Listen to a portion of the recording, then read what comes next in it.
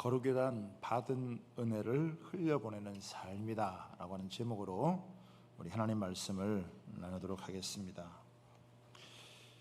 우리가 지난주까지 레위기를 묵상을 하다가 이제 신명기로 넘어오게 되었습니다.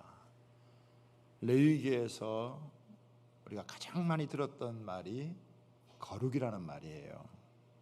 그래서 레위기의 핵심이 뭐냐?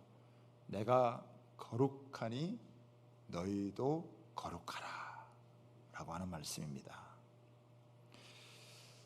그런데 자칫 이 거룩이라는 말을 우리가 오해하기가 참 쉽습니다. 요한계시록에도 보면 천상에서 예배가 드려지는데 거룩하다 만군의 여호와여 하면서 그 하늘의 천군과 천사가 하나님을 향하여서 예배할 때 거룩을 이렇게 이야기를 하고 있습니다. 저도 그 거룩 이걸 이렇게 생각할 때 좀 지루하지 않은가. 천국에서 거룩만 하면 이게 좀 지루한 게 아닌가 이런 생각을 하게 된 적도 있는데, 이게 이제 거룩에 대한 오해 때문에 그런 것이죠. 우리가 자칫 잘못 생각하면 이 거룩을 어떤 종교적인 틀 안에서 생각하기가 쉽다라고 하는 것입니다. 그래서 오늘 이 신명기서에서는 거룩이 우리의 일상의 삶과 매우 깊은 연관을 갖고 있는 것을 우리에게 알려주고 있습니다. 하나님께서 출애굽한 이스라엘 백성들을 위해서 가나안 땅을 예비하시고 인도하시죠. 그리고 가나안 땅에 들어가서 너희가 거룩한 삶을 살아라 라고 이렇게 말씀하십니다. 이 거룩한 삶이 어떤 종교적인 영성만을 추구하는 것이 아니라 생활 속에서 구별되는 삶을 이야기하는 거예요. 즉 세상 사람들이 살아가는 삶의 방식이 아니라 다른 기준을 갖고 살아가라, 이것을 말씀해 주시는 것입니다. 그래서 레위기에서도 먹는 것에 대해서, 입는 것에 대해서, 부정한 것과 정한 것을 구별하는 것에 대해서, 또 이웃과의 관계, 이런 생활 속에서 이것이 잘 구별되는 것이 거룩이다 이렇게 이야기를 하세요. 그래서 오늘은 특별히 이 사회생활, 우리가 이웃과의 관계에서 이 거룩이 무엇인지에 대한 부분들을 우리가 함께 살펴보도록 하겠습니다. 오늘 이 신명기 15장의 전체 가장 중요한 핵심 구절은 바로 15절 말씀이에요. 15절 말씀 한번 읽어볼까요? 너는 애굽 땅에서 종 되었던 것과 내 하나님 여호와께서 너를 속량하셨음을 기억하라. 그것으로 말미암아 내가 오늘 이같이 내게 명령하노라. 즉 우리가 받은 은혜를 기억하고 그 축복을 흘려보내는 사람이 되는 것, 그게 바로 거룩의 삶이다. 우리가 받은 은혜, 우리가 받은 축복, 이것을 어떻게 흘려보내서 우리가 거룩한 삶을 살아갈 수 있느냐, 오늘 여기에 대해서 몇 가지를 얘기를 하고 있습니다. 하나씩 우리가 살펴보면요, 첫 번째는 주변에 빚을 져서 가난하게 살아가는 사람에게 긍휼을 베풀어라, 이렇게 이야기를 하고 있습니다. 1절 2절을 한번 보면요, 매 7년 끝에는 면제하라. 면제의 규례는 이러하니라. 그의 이웃에게 구워준 모든 채주는 그것을 면제하고 그의 이웃에게나 그의 형제에게 독촉하지 말지니 이는 여호와를 위하여 면제를 선포하였음이니라. 이스라엘은 이제 7년이 되면 안식년을 갖게 되어지는데, 이 안식년 때에 빚진 자의 빚을 면제해 주라 하는 이야기입니다. 사실 7년째인 안식년에는 농사도 짓지 말라고 말씀하고 있어요. 농사짓지 말고 쉬어라. 그래서 출애굽기 23장 10절에서 11절을 보면 이렇게 나와 있습니다. 너는 6해 동안은 너의 땅에서 파종하여 그 소산을 거두고 7째 해에는 갖지 말고 묵혀두어서 내 백성의 가난한 자들이 먹게 하라. 그 남은 것은 들짐승이 먹으리라. 내 포도원과 감람원도 그리할지니라. 안식년을 하는 이유, 그래서 땅을 쉬게 하는 이유가 뭐냐면 가난한 사람들의 필요를 채워주고 심지어는 들짐승도 먹게 하기 위해서 그렇게 한다는 거예요. 레위기 25장 3절에서 7절의 말씀 이렇게 나와 있습니다. 너는 6년 동안 그 밭에 파종하여 6년 동안 그 포도원을 가꾸어 그 소출을 거둘 것이나 7째 해에는 그 땅이 쉬어 안식하게 할지니 여호와께 대한 안식이라. 너는 그 밭을 파종하거나 포도원을 가꾸지 말며 내가 거둔 후에 자라는 것을 거두지 말고 가꾸지 아니한 포도나무가 맺은 열매를 거두지 말라. 이는 땅의 안식년임이라.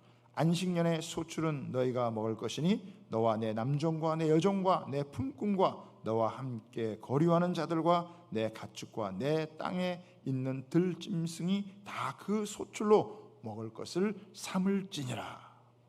그러니까 안식년을 가짐으로 일 중독에서 벗어나고 이웃과 심지어 들짐승도 함께 먹고 살게 만들어주는 제도가 바로 이 안식년 제도라고 하는 거예요. 그러면서 이 7째 해에 빚을 면제해 주라는 거예요. 빚독촉하지 말고 감해줘라, 이런 얘기하는 것입니다. 자본주의 사회에서 한번 빚을 지면 그 빚에서 헤어나온다는 것이 이게 보통 어려운 일이 아닙니다. 빚은 마치 사람에게 올가미를 씌우는 것 같아서 거기에서 벗어나는 일이 쉬운 일이 아니에요.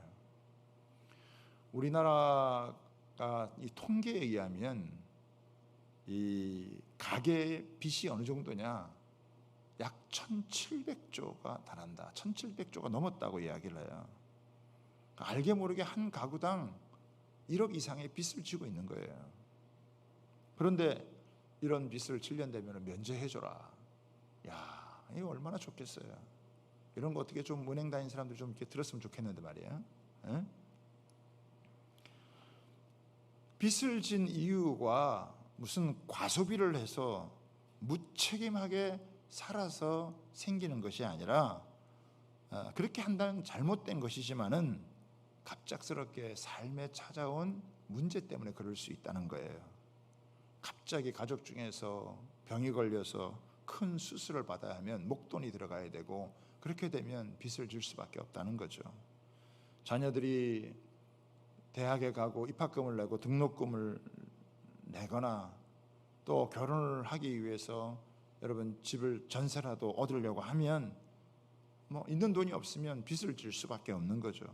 사업을 하다가 갑자기 이런 코로나 상황이 닥치면 어려움을 겪게 되고 빚을 질 수밖에 없다라고 하는 거예요. 그런데 이 매 7년이 되면 이 빚을 면제해 줘라라고 하는 것이죠. 채주의 입장에서 보면 뭐 억지로 돈을 빼앗는 것도 아니고 빌려준 돈을 받는 것인데 이를 받지 못하면은 자기가 억울할 수 있잖아요.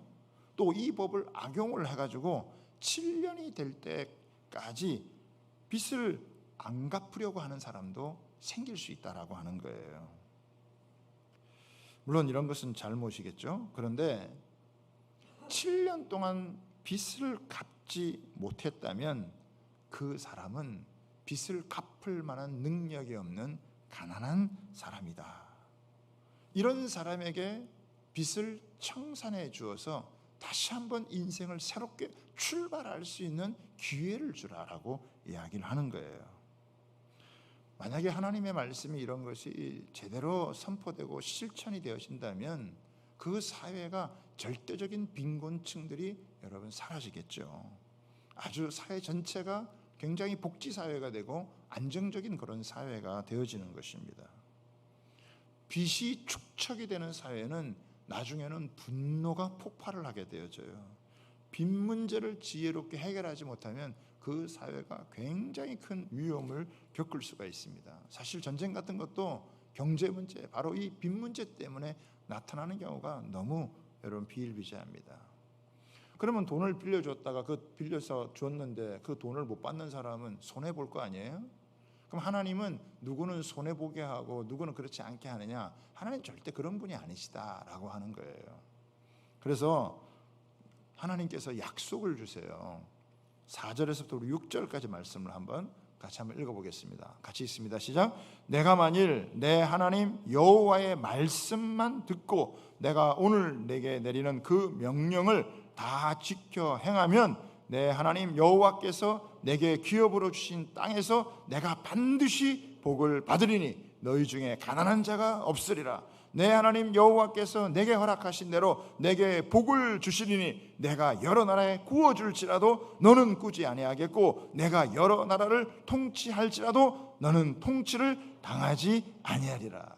그러니까 체주에게 하나님께서 빚을 면제해 주라고 한 다음에 그 사람에게 돈을 못 받으면 그 사람이 손해를 보는 것이 아니라 내가 너에게 복을 줄 것이다. 반드시 복을 줄 것이다.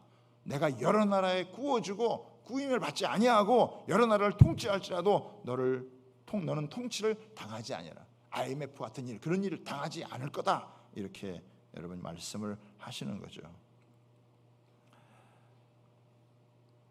또 이제 조금 더 나아가서 가난한 자를 외면하지 말고 좀 넉넉히 꾸어줘라 이야기를 하고 계세요. 7절을 한번 보겠습니다.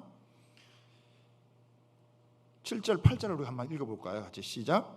내 하나님 여호와께서 내게 주신 땅 어느 성읍에든지 가난한 형제가 너와 함께 거주하거든 그 가난한 형제에게 내 마음을 완악하게 하지 말며 내 손을 움켜쥐지 말고 반드시 내 손을 그에게 펴서 그에게 필요한 대로 쓸 것을 넉넉히 구워주라. 그렇죠. 돈 없이 가난하게 사는 사람이 있다면 그 사람에게 돈 좀 구워줘라. 구워줄 때 인색하지 말고 좀 넉넉히 구워줘라 라고 이야기를 하는 거예요.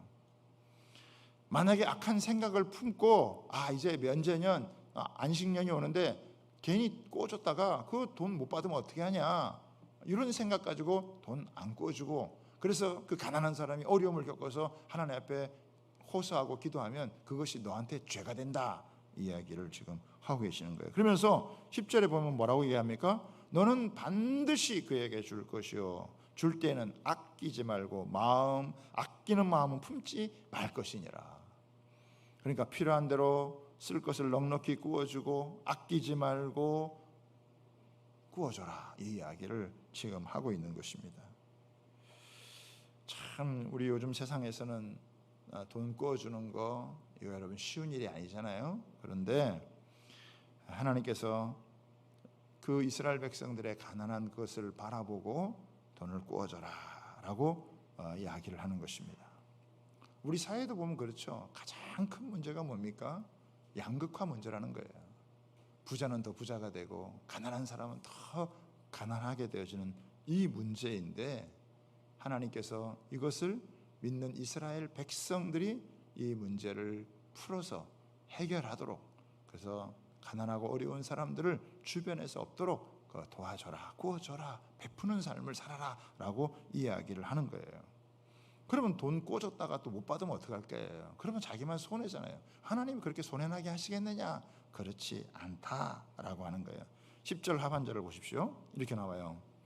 이로 말미암아 내 하나님 여호와께서 내가 하는 모든 일과 내 손이 닿는 모든 일에 내게 복을 주시리라. 그렇죠? 하나님이 그 복을 어떻게 주시느냐? 너가 가난한 사람을 도와주고 그에게 돈을 빌려주고 그에게 필요한 것들을 채워주면 하나님께서 그 사람한테 돈 못 받아도 구워준 돈 못 받아도 하나님이 너에게 하는 모든 일, 내 손이 닿는 모든 일에 하나님이 복을 준다. 이렇게 하나님이 약속을 하시는 거예요. 보장을 하시는 거예요. 11절 보십시오. 땅에는 언제든지 가난한 자가 그치지 아니하겠으므로 내가 내게 명령하이르노니 너는 반드시 내 땅 안에 내 형제 중 곤란한 자와 궁핍한 자에게 내 손을 펼치니라.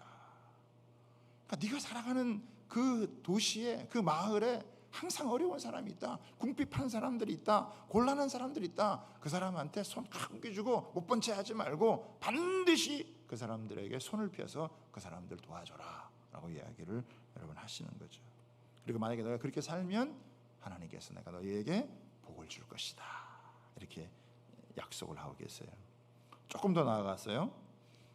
이제 이 히브리인들 중에서 이제 종이 된 사람들을 자유케 해줘야 된다라고 하는 말씀이에요. 12절에서부터 14절까지 보면 원래 히브리 사람들은 종이 안 되고 자유인이거든요.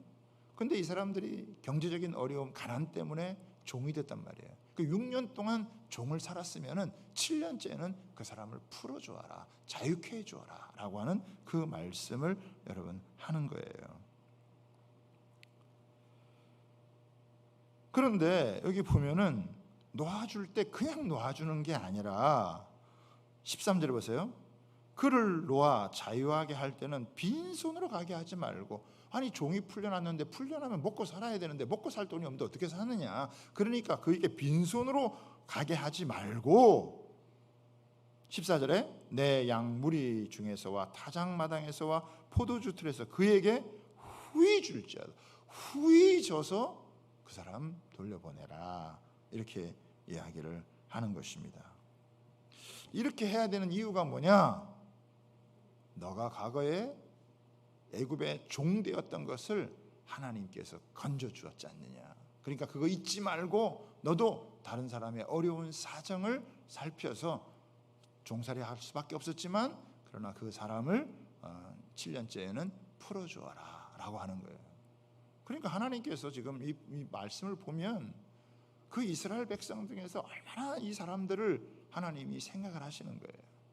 빚진 사람들, 가난한 사람들, 심지어는 여러분 종이 된 사람들, 이런 사람들 하나님은 참 무한한 관심을 갖고 계시고 그들을 어떻게 하든지 한 공동체에서 건강하게 잘 살아갈 수 있도록 만들어 주시는 거예요. 그렇다고 뭐 있는 사람 것 뺏어가지고 그들에게 주서 또 있는 사람 것을 여러분 그 있는 사람들을 억울하게 만드느냐, 그렇지 않다는 거예요. 잘못 생각하면 있는 사람들 것 뺏어가지고 가난한 사람들 전해주는 이것이 정의라고 생각하는데 하나님은 누구를 억울하게 만들면서 다른 사람들에게 도와주는, 그렇게 하지 않는다 이거예요. 공산주의가 여러분 그러지 않습니까? 뭐 평등하게 살아가야 된다고 하면서 누구 거를 뺏어가지고 여러분 누구에게 주는 거, 반드시 여기에는 억울한 사람이 생긴다는 거예요. 하나님은 그렇게 하지 않는다는 거예요. 하나님이 어때요? 너가 면제해주고 가난한 사람을 돌봐주면, 심지어 돈을 꾸어줬는데 못 받게 되어지면 내가 너 도와줄게, 내가 너 축복해줄게, 내가 너에게 복을 주마. 네가 하는 네 일에 네가 한 손을 대는 것에 내가 너에게 복을 주어서 네가 잘 살도록 만들어 주겠다. 이렇게 하나님이 약속을 하시는 거예요. 그래서 뭔가를 강제적으로 하는 것이 아니라 인격적으로 이스라엘 백성들이 하나님 말씀에 반응해서 그렇게 실행할 수 있도록 만드는 거예요. 나도 먹고 살기 어려운데 그러면 다 사람들이 움켜쥐고 풀지 않을 거 아니에요. 그러면 그 사회가 같이 어려운 사회가 되어지는 거죠. 그런데 하나님께서 그 있는 사람들이 좀 풀어서 이렇게 나눠주면 하나님께서 내가 너희들을 더 복을 주마 이렇게 하나님이 약속을 하시는 거예요. 그러면서 18절에도 또 약속을 해요. 18절에 보세요. 18절 한번 같이 한번 읽어볼까요? 시작. 그가 6해 동안에 품꾼의 삭세 배나 받을 만큼 너를 섬겼은즉 너는 그를 놓아 자유하게 하기를 어렵게 여기지 말라. 그리하면 내 하나님 여호와께서 또 내 범사에 내게 복을 주시리라. 하나님 약속하는 거예요. 범사에 너의 모든 생활 속에서 내가 너에게 복을 주마. 하나님 약속을 해주시는 거예요. 얼마나 감사해요. 사실은 돈 빌려줬다가 또 면전이 돼가지고 이자 탕감해주고 돈 못 받으면 나는 뭐 어떻게 살라는 얘기냐 이렇게 할 수 있지만, 또 종 부렸다가 그 종에게 뭐 후히 줘서 내보내고 나면 나는 뭐 먹고 어떻게 살란 말이냐 이렇게 생각할 수 있는데 아니라는 거예요. 하나님께서 내가 너에게 범사에 복을 준다. 네가 하는 일마다 복을 줄 것이다. 이렇게 하나님께서 약속을 하시는 거죠. 그리고 이제 또 하나가 있습니다. 마지막으로 보면은 그 뭐냐면 첫 예물은 하나님께 드려라라고 하는 거예요. 19절 보겠습니다. 내 소와 양의 처음 난 수컷은 구별하여 내 하나님 여호와께 드릴 것이니 내 소의 첫 새끼는 부리지 말고 내 양의 첫 새끼의 털은 깎지 말고. 여러분, 목축에서 처음 난 수컷은요 매우 중요한 거예요. 그런데 이것을 하나님께 드려라 라고 하는 거예요. 처음 난 것을 드릴 수 있는 사람은 나머지 모든 것을 하나님께 드릴 수 있어요. 처음 난 것을 드리지 못하는 사람은 다른 것도 하나님께 드릴 수가 없다라고 하는 거예요. 그래서 우리가 14장에서 여러분 묵상을 할 때도 하나님께서 14장 22절을 한번 보세요. 너는 마땅히 반드시 그죠? 매년 토지소산의 11조를 드릴 것이며 첫 예물을 드리는 것과 아울러서 10의 1조를 하나님 앞에서 구별해서 드려라. 그럼 이 11조의 용도는 뭐냐? 여러 가지 용도가 있어요. 우리 다시 한번 15장에 오면요 20절에 보면 이렇게 나와요. 너와 내 가족은 매년 여호와께서 택하신 곳 내 하나님 여호와 앞에서 먹을지니라. 가족들이 하나님의 그 성전에 와서 같이 먹는 거예요. 그러니까 하나님이 그 가족들을 위해서 사용하게 하셨어요. 물론 뭐 레위인들의 생활을 위해서도 사용하게 하셨죠. 또 한 군데가 있는데 그게 뭐냐면 만약에 흠이 있다 이거 첫 양인데 첫 염소인데 첫 소인데 거기에 눈이 멀거나 다리가 문제가 생겨가지고 이게 흠이 있다 이거. 그럼 흠이 있는 것은 하나님께 드릴 수가 없잖아요. 그러면 흠이 있는 것은 어떻게 하느냐라고 할 때 그 흠이 있는 것은 여호와께 잡아서 22절 말씀입니다. 같이 한번 읽어보겠습니다. 시작. 내 성중에서 먹되 부정한 자나 정한 자가 다 같이 먹기를 노루와 사슴을 먹음같이 할 것이요. 여기 보면은 부정한 자가 있고 정한 자가 있죠. 여러분, 정한 자들은 아마 유대인인 것 같고 부정한 자들은 이방인들이에요. 객들이란 말이죠. 그러니까 하나님께서 모든 사람을 지으셨기 때문에 사실 차별이 없다는 거예요. 그리고 너와 별 상관이 없는 사람 그들과 함께 먹고 마셔라 라고 이야기를 하는 거예요. 그래서 이 11조나 첫 규례들은 가족을 위해서 하나님을 경외하는 도를 배우는 것이고 이웃을 사랑하는 그 마음으로 하는 거라 이거예요. 그래서 레위인들을 섬기고 객을 섬기고 고아와 과부를 여러분 섬기는 그 일에 이것을 사용을 했다라고 하는 거예요. 이걸 좀 다른 표현으로 하면은 소외된 사람들에게 흘려보내라라고 하는 거예요. 그들에게도 하나님의 복이 흘러가서 그들을 도우며 살아가라. 그러면 어떻게 해요? 그 사회가 절대 빈곤층들이 사라지고 모두가 함께 여러분 살아갈 수 있는 그런 안정된 좋은 사회가 된다. 거룩이라는 게 뭐냐? 뭐 하나님과 신령하게 무슨 뭐 환상을 보고 그런 게 거룩이 아니고, 물론 그런 측면도 없지 않게 있지만 너의 삶으로 너의 주변에서 빚진 자나 때로는 가난하여 돈이 없어서 힘들어하는 자들이나 아니면 너의 종들이라도 그들에게 이것을 베풀어서 함께 나눌 수 있도록 해라. 그러면서 하나님께서 내가 절대로 너의 삶에 손해보게 하지 않겠다. 네가 없어서 굶거나 못 살아서 네 앞길을 안까하지 못하는 그런 일이 없겠다. 실제 살다가 보면 경제적으로 갑작스럽게 어려운 일 닥친 사람인데 이렇게 주변에서 도와주면 얼마든지 다른 사람들이 살 수 있는 그런 사회가 되는 거잖아요. 하나님이 요구하신 거룩이 이런 거라는 거예요. 우리가 하나님을 거룩할 때 무슨 신령하게 거룩고 이렇게만 생각하는 게 아니라 하나님의 거룩은 뭡니까? 자기 아들을 아낌없이 내어주셔서 우리를 위해서 희생해서 우리를 살려주는 거잖아요. 그리고 베푸는 거. 그러니까 거룩이라고 할 때 하나님이 우리에게 아낌없이 베풀어 주셔서 우리로 하여금 이런 하나님의 은혜를 누리면서 우리의 삶이 회복되어질 때, 그럴 때 그게 거룩이고, 그럴 때 우리가 거룩하신 하나님이라고 우리가 노래하는 거야. 그러니까 거룩이라는 것이 내 삶과 뭐 아무런 상관없이 그냥 뭐 다른 차원에서 하는 그런 게 거룩이 아니고, 정말 나를 향하신 나의 삶의 회복을 향한, 우리의 삶의 회복을 향한 그런 모습으로 하나님이 일하실 때 그분이 정말 거룩한 분이다 라고 얘기를 하는 거예요. 그래서 거룩하신 하나님이라고 이렇게 외칠 때 자기가 살기 위해서 다른 사람 짓밟는 게 아니라 내가 좀 손해보고 내가 조금 어렵더라도 다른 사람들을 살려서 다른 사람들을 함께 세워주는 그런 것이 바로 거룩이구나. 이런 차원에서 거룩을 생각하면, 거룩하신 하나님을 생각할 때 우리를 향한 하나님의 도우심의 은혜가 얼마나 놀랍고, 우리가 거룩이라는 이야기를 할 때 우리의 삶이 어떻게 이 세상 속에서, 사회 속에서 주변에 있는 이웃 사람들에게 이것이 여러분 펼쳐져야 되는지를 보여주는 것이죠. 출애굽의 은혜를 기억하면서 하나님의 구원을 감사하는 사람이 되고, 그래서 서로 베풀고 도와주는 그런 세상을 너희가 한번 만들어봐라. 이게 삶으로 드리는 거룩의 삶이다 라고 하는 거예요. 거룩을 이상한 종교적 영성의 차원에만 그것을 몰아가지 말고 삶에서 어떻게 살아야 되는지에 대한 부분들을 우리에게 참 알려주는 거죠. 그러면 하나님의 사랑이 나타나게 되어지고, 그리고 많은 사람들이 하나님의 영광을 보게 되어지는 그런 은혜가 돼요.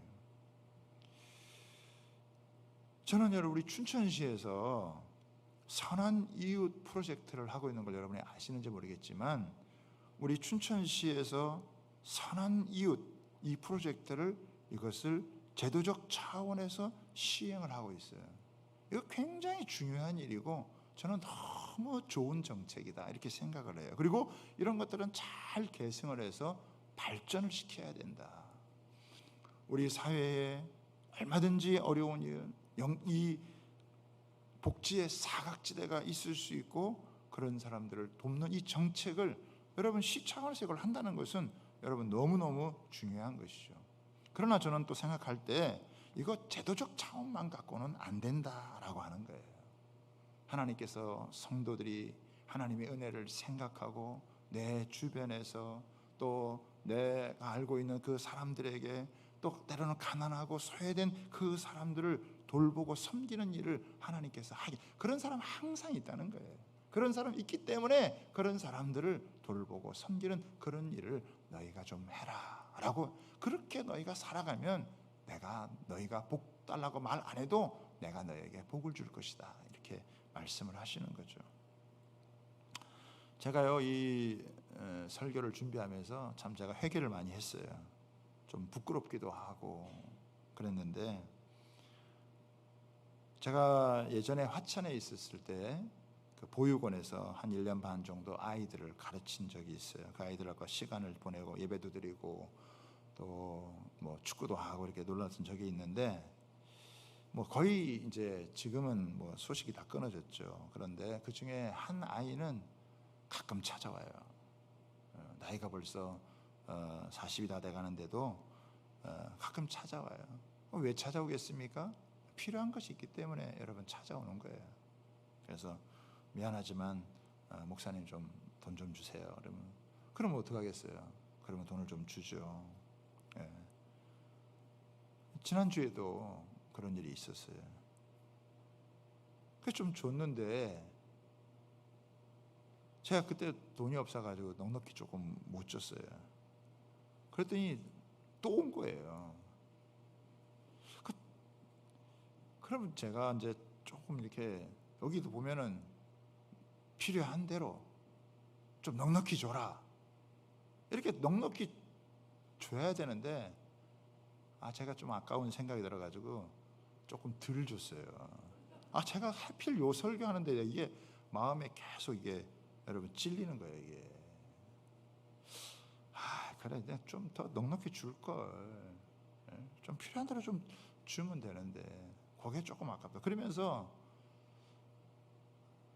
나는 하나님께 사실 얼마나 많이 받았느냐.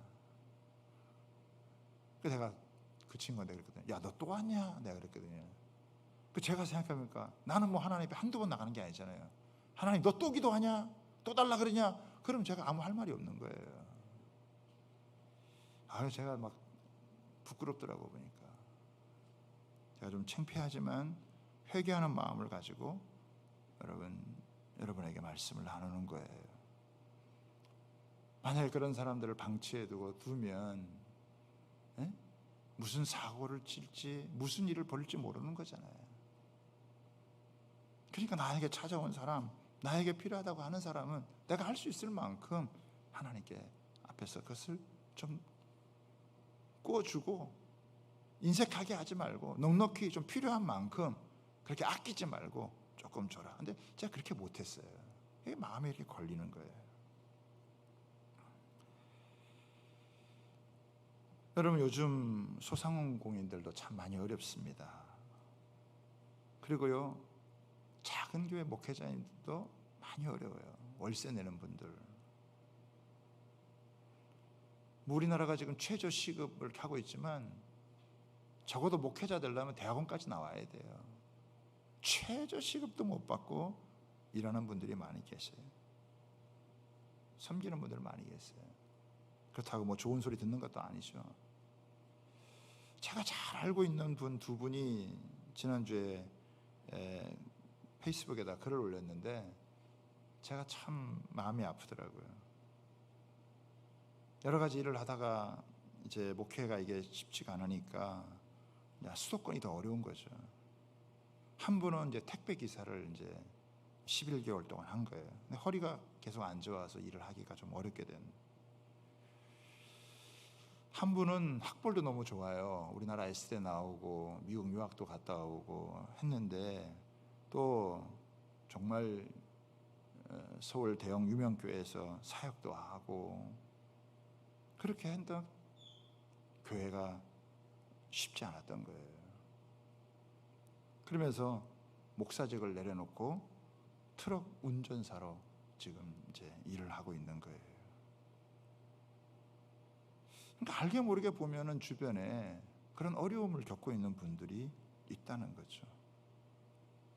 여러분, 탈북민은 또 얼마나 더 어렵겠어요. 작년이죠. 모자가 그 아사로 사망한 사건이 여러분 일어났다는 거예요. 오늘날 같은 이런 G7에 들어가고 뭐 3만 불 이상 된다고 하는 곳에서도 못 먹고 죽는 이런 일들이 발생한다는 거예요. 사회적인 충격을 주고 있다라고 하는 것이죠.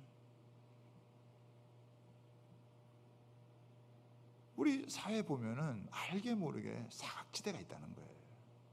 남들 눈에 잘 가지 않는. 제가 지지난주인가 여러분 군내부에 있어서 나라라 희망이라고 하는 작은 저금통 여러분 드렸을 거예요. 우리가 이 저금통에다가 뭐 동전 몇 개 넣어가지고 주는 거 아무것도 아닌 일일 수 있지만 이런 일들이 어떤 사람들에게는 절실한 도움을 필요로 가는 거예요.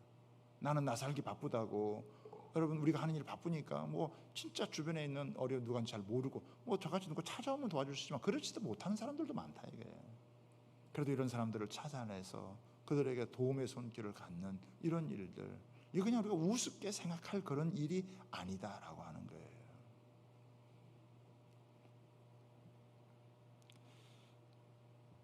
하나님 말씀 많이 하는 게 중요한 게 아니다. 그 말씀 네가 실천하고 살아가느냐.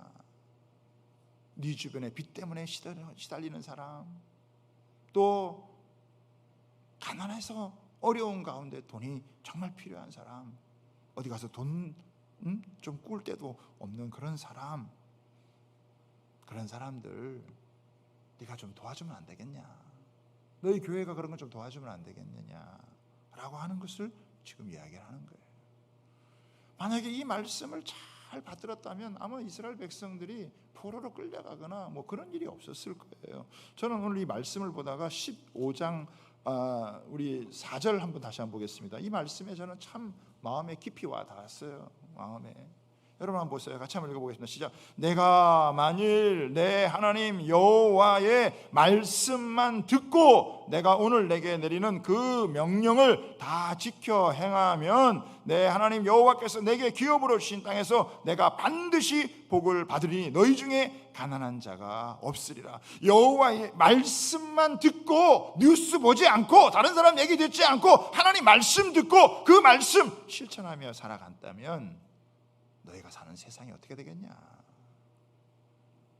저는요 지금 우리나라의 사회복지가요 그래도요 제가 알기로는 70-80%는요 기독교에서 행하는 거예요.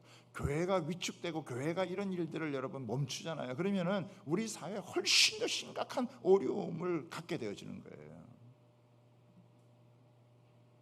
그래도 어디 구석구석 보면 어떤 통계를 보니까 천주교하고도 비교가 안 돼요. 불교하고도 비교가 안 돼요. 그래도 기독교의 수많은 우리 성도들이 헌신을 해서 나누고 베풀고 하는 이런 일들은, 그런데 이 만약에 교회가 위축이 되고 교회가 제 사명을 감당하지 못하잖아요. 그러면 사회에 훨씬 더 심각한 문제가 많아요. 교회에 대한 정책도 바르게 세우지 않으면 굉장히 위험해진다는 거예요.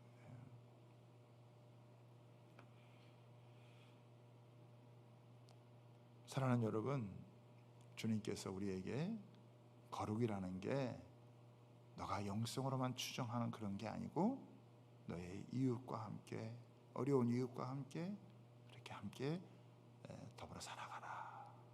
요즘 보니까 춘천에도 외국인들도 많이 와 있더라고요. 보니까 얼마 전에도 제가 길을 가다가 보니까 공사하는데 보니까 외국인이 그걸 이렇게 하고 있더라고. 보니까 뭐 할 수 있는 거 없으니까 그냥 미소만 지어주고 말았는데, 다문화 사회가 되는 거 우리 사회도. 그러나 그런 객들이 또 그런 소외되고 연약한 사람들이 한 맺히지 않도록 그런 사람들을 잘 돌보고 살펴주는 거, 그런 사람들에게 너가 받은 은혜를 흘려보내는 거, 너는 축복을 흘려보내는 사람으로 부름받았다. 내가 너를 축복하고 너를 통해서 너가 다른 사람이 축복받기를 너가 그렇게 마음을 가지고 살 때 내가 너의 인생 책임진다. 이게 하나님의 약속이란 말이죠. 근데 이스라엘 백성들이 이 약속을, 사실은 약속은 받았는데 이걸 제대로 실천을 못했어요. 다 돈 끌어안고 수전노가 돼가지고, 그래서 결국 나라가 망하기도 하고 어려운 일도 겪었다라고 하는 거죠. 제가 이 말씀을 준비하면서 그랬어요. 주님, 그렇습니다. 제가 아마 수백 번, 수천 번 주님께 정말 도움을 요청했고, 그럴 때마다 주님께서 때를 따라 돕는 은혜를 주셔서 제가 여기까지 왔는데, 다른 사람 어려운 것에 대해서, 또 다른 사람 좀 힘든 것에 대해서 제가 외면하지 않을 수 있도록 주님 작은 거라도 실천할 수 있게 해달라고. 우리나라는 6.25 때 완전히 피폐한 나라 아니었습니까? 그런데 수많은 나라에서 원조를 보내주고, 그래서 이만까지 왔다면 우리도 그런 나라들에 대해서 이제는 좀 베풀고 나눌 수 있는, 우리가 뭐 G7이고 3만 불 자랑할 게 아니라 우리가 갖고 있는 그런 물을 가지고 여러분 이웃을 돕고 섬기는, 우리가 선교사님들을 보내고 또 그들을 통해서 그 나라 백성들을 섬기는 그런 일을 가지고 살아간다면 하나님 얼마나 기뻐하실까.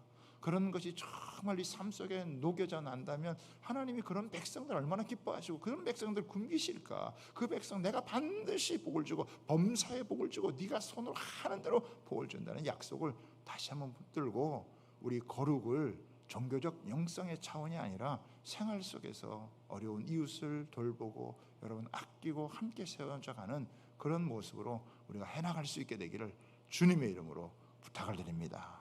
우리 이 시간 같이 한번 기도하기를 원합니다.